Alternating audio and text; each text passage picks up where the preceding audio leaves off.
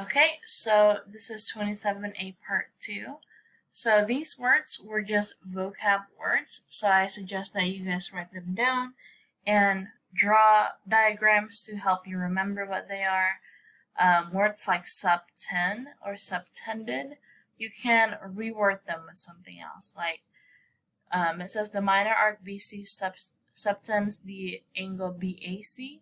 You could think of it as it is a part of BAC, or it's facing BAC. Or I like to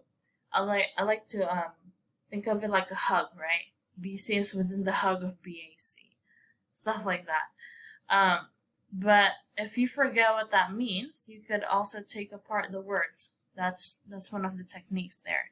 Sub means a part of something, right? So subtend, so it's a part. BC is a part of BAC. Okay. Alright, so here are the last two circle theorems we're going to talk about today.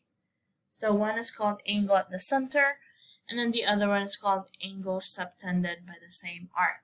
So that subtended word shows up again. Okay, angle at the center.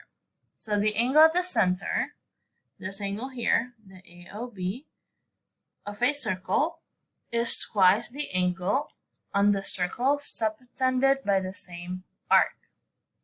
So in other words, they say AOB is equal to 2 times ACB.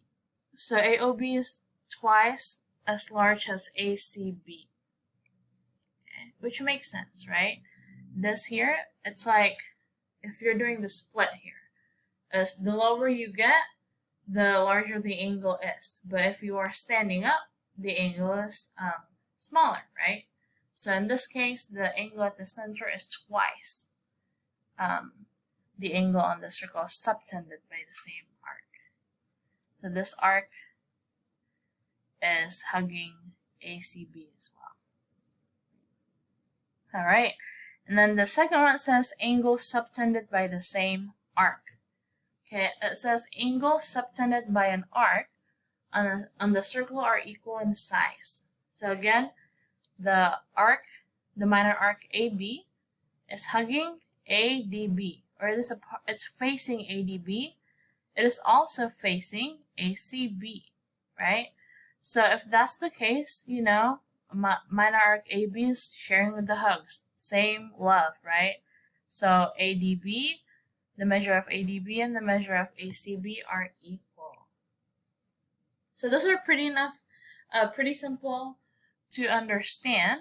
So let's just jump into two of them here. So it says, solve for x and explain what theorem or theorems you use to solve it. So we just learned this, right? It says, again, think of a split here. The lower you get, the more angle it is. So remember that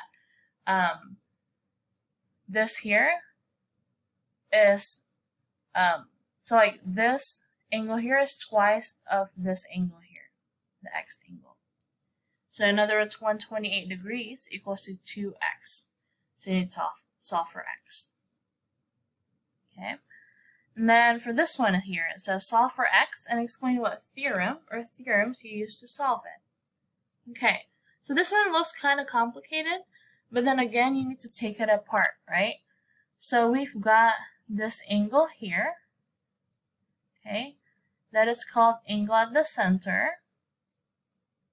So they say this is 88 degrees, and then they're saying that this is 50 degrees, and we need to find this, right?